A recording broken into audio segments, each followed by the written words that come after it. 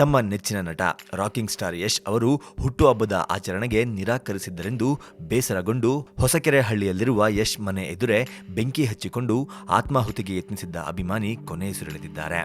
ಬೆಂಗಳೂರು ಲಗ್ಗೆರೆಯ ನಿವಾಸಿ ರವಿ ಎಂಬಾತನೇ ಆತ್ಮಹತ್ಯೆಗೆ ಯತ್ನಿಸಿದ್ದಾತ. ಮಂಗಳವಾರ ನಡೆದ ಘಟನೆಯಲ್ಲಿ 70% ಗಾಯಗೊಂಡಿದ್ದ ರವಿಗೆ ವಿಕ್ಟೋರಿಯಾ ಆಸ್ಪತ್ರೆಯ ತುರ್ತು ಚಿಕಿತ್ಸಾ ಘಟಕದಲ್ಲಿ ಚಿಕಿತ್ಸೆಯನ್ನ ನೀಡಲಾಗುತ್ತಿತ್ತು. ಜೀವನ್ಮರಣದ ನಡುವೆ ಹೋರಾಟ ನಡೆಸುತ್ತಿದ್ದ ರವಿ ಚಿಕಿತ್ಸೆ ಫಲಕಾರಿಯಾಗದೆ ಬುಧವಾರ ಮುಂಜಾನೆ ಕೊನೆಯುಸಿರೆಳೆದಿದ್ದಾನೆ. ಘಟನೆ ನಡೆದ ವೇಳೆ ಮನೆಯಲ್ಲಿ ಯಶ್ ಇರಲಿಲ್ಲ ಎಂದು ಪೊಲೀಸರು ಹೇಳಿದ್ದಾರೆ.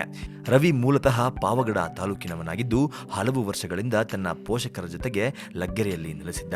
ವೃತ್ತಿಯಲ್ಲಿ ಬಡಗಿಯಾದ ರವಿ ಯಶ್ ಅವರ ಅಪ್ಪಟ ಅಭಿಮಾನಿಯಾಗಿದ್ದ. ಪ್ರತಿ ವರ್ಷ ಜನವರಿ 8ರಂದು ತನ್ನ ನೆಚ್ಚಿನ ನಟನಿಗೆ ಹುಟ್ಟುಹಬ್ಬದ ಶುಭ ಕೋರಲು ಅವರ ಮನೆಗೆ ಬರುತ್ತಿದ್ದ.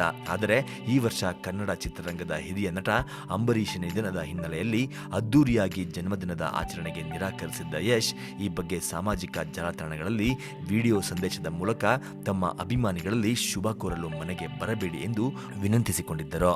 ಇದೇ ವೇಳೆ ಇತ್ತೀಚಿನ ಐಟಿ ದಾಳಿ ಪ್ರಕರಣವು ಅವರಿಗೆ ಇರುಸುಮುರುಸು ಉಂಟು ಮಾಡಿತ್ತು. ಇದು ಕೂಡ ಅವರ ಜನ್ಮದಿನವನ್ನ ಆಚರಿಸಿಕೊಳ್ಳದಿರಲು ಪ್ರಮುಖ ಕಾರಣ ಎನ್ನಲಾಗಿತ್ತು.